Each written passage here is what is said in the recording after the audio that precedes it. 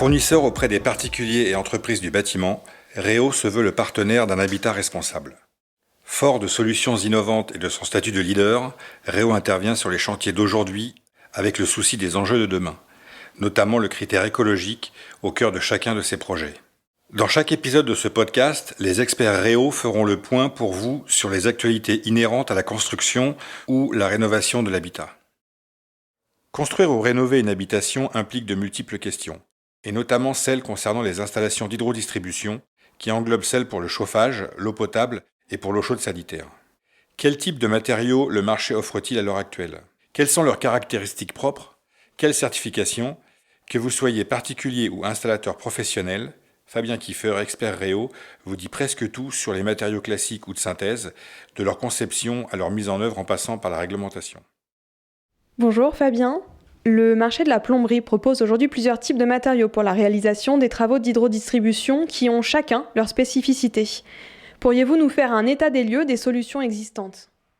Bonjour. Effectivement, votre question est très pertinente. Pour réaliser une installation en hydrodistribution, comme par exemple un raccordement d'appareils sanitaires ou un raccordement de radiateurs, plusieurs matériaux sont disponibles sur le marché. Il en existe de nombreux, mais aujourd'hui je vais rester sur les 4 principaux.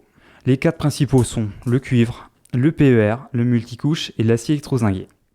Le premier est le cuivre. Le cuivre est un matériau historique utilisé en plomberie. Il est résistant et esthétique. Néanmoins, son prix d'achat est très élevé et sa mise en œuvre par soudure est plus contraignante. Le second, que nous allons évoquer aujourd'hui, est le PER. Le PER, que signifie déjà le terme PER ? Le PER signifie polyéthylène réticulé. Le PER fait partie de ce qu'on appelle les matériaux de synthèse. Comparativement au cuivre, il a un prix d'achat bien moins élevé et est plus facile à mettre en œuvre. Il est très flexible et peu sensible au calcaire et résistant à la corrosion. Les matériaux de synthèse sont naturellement perméables à l'oxygène et pour remédier à ce phénomène, certains tubes en PER sont équipés d'une barrière anti-oxygène. Cette barrière anti-oxygène va empêcher l'oxygène justement de pénétrer dans le tube et donc réduire la formation de boue dans l'installation. Contrairement au cuivre, le tube PER se dilate fortement et n'est pas destiné à être posé en apparent. Il est également possible d'utiliser du tube multicouche à la place de tube cuivre ou de tube PER. Comme son nom l'indique, le tube multicouche est composé de différentes couches, dont une couche d'aluminium insérée entre 2 couches de tubes polymères ou de matière polymère. Il est tout à fait adapté au réseau de chauffage et d'eau sanitaire, en neuf comme en rénovation. Il reprend les avantages des tubes cuivre et PER, à savoir la résistance, l'esthétisme, une facilité de mise en œuvre, une faible sensibilité au calcaire et résistant à la corrosion. De plus, la couche d'aluminium empêche l'oxygène de pénétrer dans le tube. Son prix d'achat est plus élevé que les tubes en PER, mais moins élevé que les tubes cuivre. Enfin, le 4e et dernier matériau est l'acier électrozingué. Il s'agit d'un acier pour lequel une fine couche de zinc est appliquée sur la face extérieure du tube pour la protéger de la corrosion et ainsi éviter qu'il ne rouille. Il est particulièrement rigide et moins coûteux que le cuivre, mais ne peut pas être utilisé en sanitaire.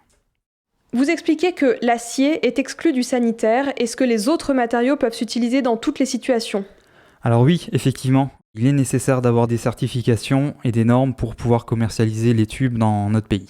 Nous avons des organismes indépendants, tels que l'AFNOR par exemple, qui sont chargés de contrôler les tubes afin de pouvoir prétendre à être commercialisés sur le marché français. Par exemple, la NF 545 pour les tubes PER et multicouches valide une durée de vie minimale sur les réseaux.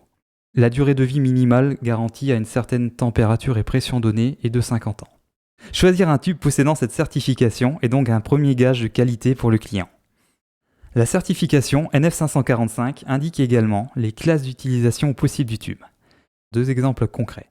La classe 2 est la classe d'alimentation en eau chaude et froide sanitaire, ou la classe 4 est la classe radiateur basse température et chauffage par le sol. Un autre élément primordial nécessaire aux fabricants pour pouvoir vendre un tube pour un usage sanitaire, c'est l'ACS. L'ACS, qu'est-ce que c'est ? L'ACS est une abréviation qui signifie attestation de conformité sanitaire. Elle est délivrée par des laboratoires spécialisés qui certifient que le tube est apte au contact avec l'eau destinée à la consommation humaine. A contrario, un tube en acier électrozingué n'est pas certifié ACS puisqu'il est susceptible de contaminer l'eau potable. C'est pour cela qu'il n'est pas utilisable pour des installations sanitaires. Il est important pour tout professionnel ou particulier bricoleur de choisir des produits certifiés. Produits certifiés qui vont garantir une longue durée de vie et surtout limiter les risques, notamment ceux liés à la contamination de l'eau. En plus de ça, il faut respecter la réglementation en matière d'installation. Oui, et je serais tenté de dire heureusement. Il n'est pas autorisé en France toutes les mises en œuvre possibles et imaginables. Les règles générales de plomberie sont dictées dans un DTU. Un DTU, c'est un document technique unifié qui résume les normes françaises à respecter et dicte les règles de calcul des installations, comme par exemple les diamètres intérieurs minimum des canalisations d'alimentation. Donc ainsi, pour une baignoire, le DTU indique qu'il faut un diamètre de tube minimum de 13 mm. Alors pourquoi 13 mm ? Simplement, c'est pour avoir un débit minimum pour garantir un temps de remplissage de baignoire acceptable et ne pas mettre 5 heures pour pouvoir remplir sa baignoire. Les nouvelles règles professionnelles, éditées en mars 2022, reprennent, synthétisent et expliquent également l'ensemble des bonnes pratiques énoncées dans le DTU.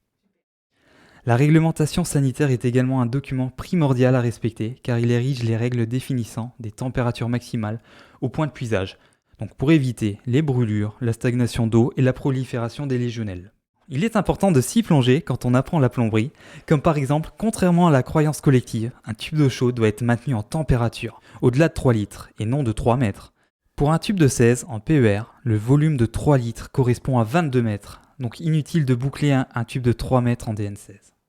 Lors de l'installation, les différentes sections de tubes doivent être raccordées et il existe là aussi plusieurs techniques. Pouvez-vous nous en parler ? Effectivement, on parle de 4 techniques principales. La première technique dont je vais vous parler aujourd'hui est le raccord à souder. Le raccord à souder est destiné uniquement aux tubes cuivre et acier. Cette technique, classique et historique, prend plus de temps de mise en œuvre, est plus onéreuse que les autres techniques de raccordement et apporte aussi plus de contraintes pour l'installateur. En effet, la technique de brasure doit être parfaitement maîtrisée pour que les raccords soient étanches.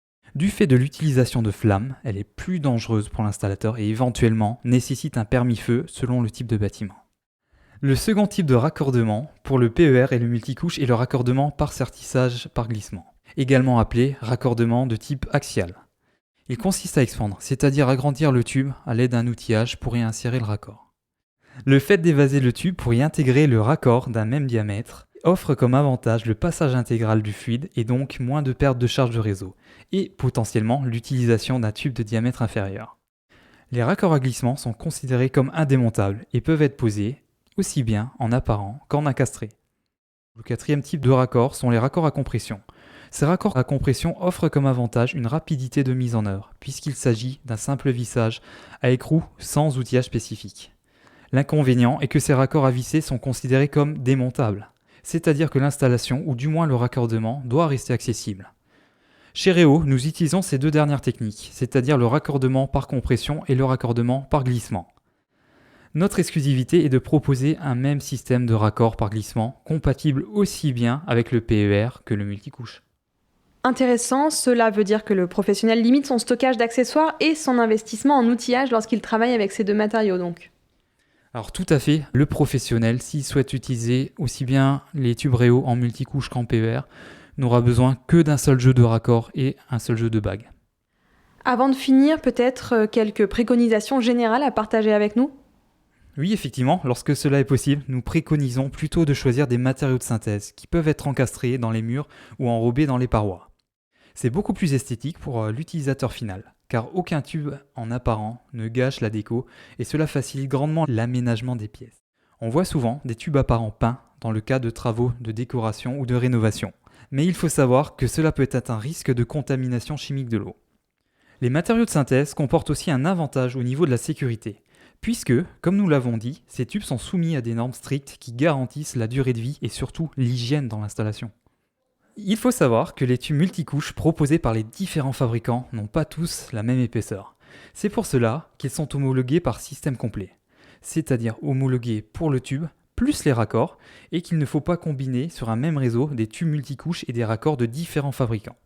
Chez Réo, par exemple, nous proposons des systèmes complets certifiés, donc c'est-à-dire que le tube plus le raccord, plus l'outillage est certifié chez nous, vraiment chez Réo, pour garantir au client final des produits parfaitement compatibles.